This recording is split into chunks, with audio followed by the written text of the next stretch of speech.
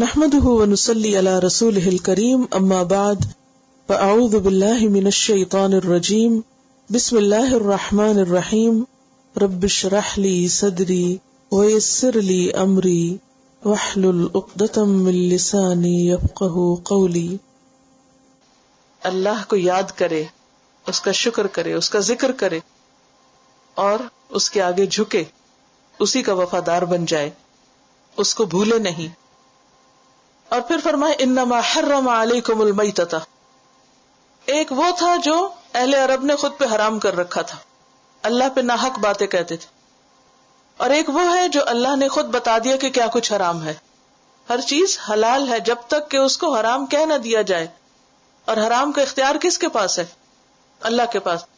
لہٰذا کوئی پیغمبر بھی اپنے لیے چیزوں کو خود نہیں حرام کر سکتا. اب چونکہ پچھلی آیت میں یہ کہا گیا تھا کہ طیبات حلال ہیں، طیبات کھاؤ پیو، تو پھر سوال یہ پیدا ہوا کہ اچھا کیا طیب نہیں ہے، کیا حلال نہیں ہے، کیا نہ کھائیں؟ تو بتا دیا گیا انما حرم علیکم المیتۃ، تم پہ حرام کیا گیا میتہ، مردار، ڈیڈ. مردار کیا ہے؟ نمبر 1 جو خود مر گیا ہو، طبعی موت.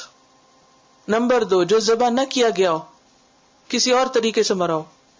ذبح کے علاوہ کسی بھی طریقے سے مرنا کیا ہے؟ میتہ.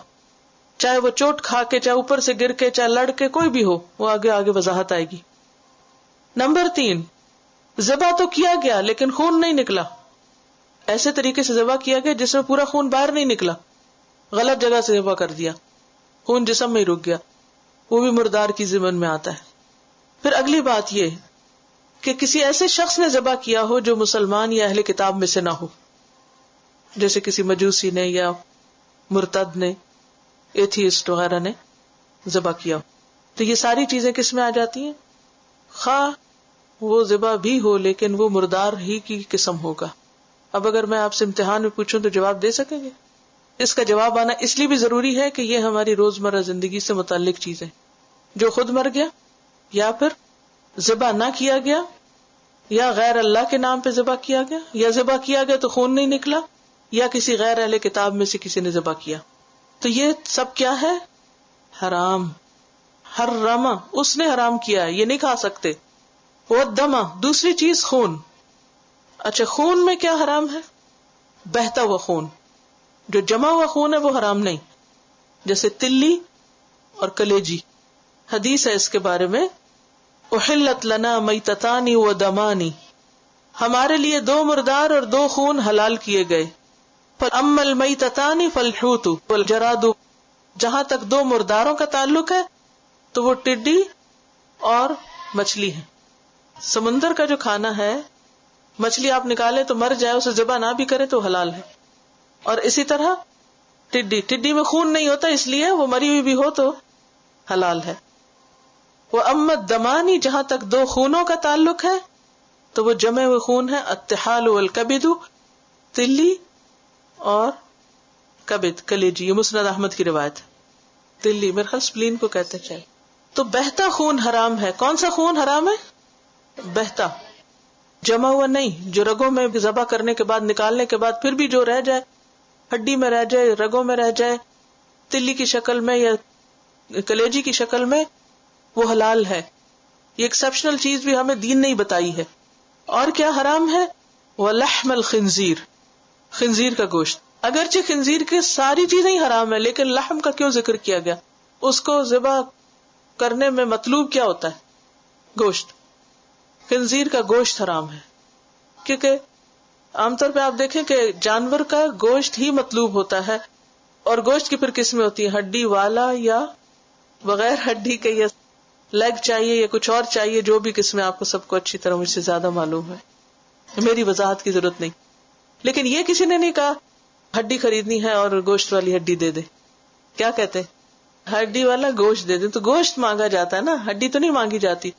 تو اس لیے کوئی یہ نہیں کہہ سکتا دیکھو قرآن میں خنزیر کا گوشت حرام ہے، ہڈی آپ بے شک یوز کر لو یا اس کی سکن یوز کر لو یا بال یوز کر لو. نہیں، چونکہ جو مطلوب ہے اس کا یہاں پر ذکر کیا گیا، باقی سب تابع ہیں اس کے، سب حرام ہے.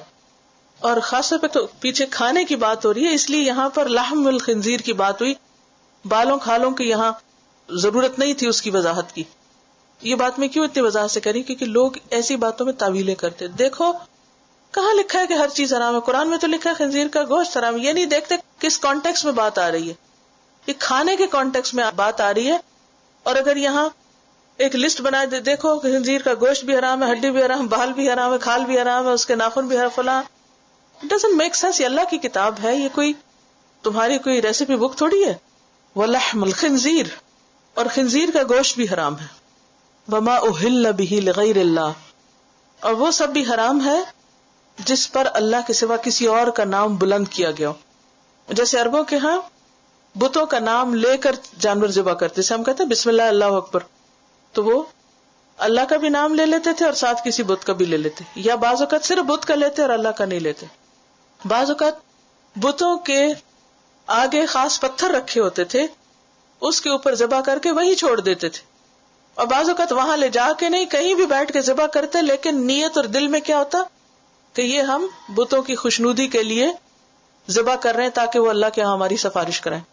جب ان سے پوچھا جاتا کہ کیوں تم بتوں کی عبادت کرتے ہو, کیونکہ ذبح کرنا, قربانی کرنا, یہ بھی عبادت کا حصہ ہے. اسی لیے ان صلاتی و نسکی کا ذکر صلات کے ساتھ آتا ہے. قربانی جو ہے اسے یہاں صلات کے برابر قرار دیا گیا. وَمَحْيَايَ وَمَمَاتِي لِلَّهِ رَبِّ الْعَالَمِينَ, تو قربانی بھی دراصل کیا عبادت کا ایک حصہ ہے. اسی لیے قرآن مجید میں منع کیا گیا کہ وہ نہ کھاؤ جس پہ اللہ کا نام نہ لیا گیا ہو. کھانا بھی عبادت ہے, اور کھانے کے صحیح طریقے اختیار کرنا بھی عبادت ہے, اور ان طریقوں سے انحراف جو ہے وہ عبادت کے خلاف ہے. تو کیا کھا سکتے ہیں؟ وہ کھا سکتے ہیں جانوروں میں سے جس کو شرعی طریقے پہ ذبح کیا گیا, اور شرعی طریقے پہ ذبح کرنے کے 2 شرائط ہیں. نمبر 1 کہ اس کا خون بہایا گیا ہو. نمبر 2 اس پہ اللہ کا نام لیا گیا ہو. جس کا خون نہ بہایا گیا, خون جسم میں ہی رہ گیا, غلط طریقے سے ذبح کیا گیا, یا اس پہ نہ اللہ کا نام لیا, تو ایسا کھانا بھی حلال نہیں. اور یہ بھی میک شور کرنا چاہیے کہ جو ذبح کرنے والا ہے وہ بھی مسلمان ہے, یا واقعی اہل کتاب میں سے. وہ یہ نہ ہو کہ اس کا کوئی بھی دین نہ ہو, اسے زیوم نہ کر لیا گیا ہو کہ وہ اہل کتاب میں سے. نمبر 2 یہ کہ اس پہ اللہ کا نام لیا جائے. تو پھر اگر یہ شرائط پوری ہو جائیں تو پھر وہ گوشت کھا سکتے ہیں, کیونکہ اصل چیز ہے شرائط. ٹھیک ہے نا. وما اہل بہ لغیر اللہ فمن اضطر. اچھا, پھر بعض اوقات بتوں کے علاوہ کسی اور کے نام پر بھی, کسی لیڈر کے نام پہ لوگ بعض اوقات حضرت مسیح کے نام پر ذبح کرتے ہیں, ان کے نام کی قربانی دیتے ہیں. بعض لوگ مسلمانوں میں سے پیر فقیر کے نام کی قربانی کرتے ہیں, اور ان کے مزاروں پہ جا کے قربانی کے بکرے دیتے ہیں, اور وہاں جا کے دیگیں چڑھاتے ہیں.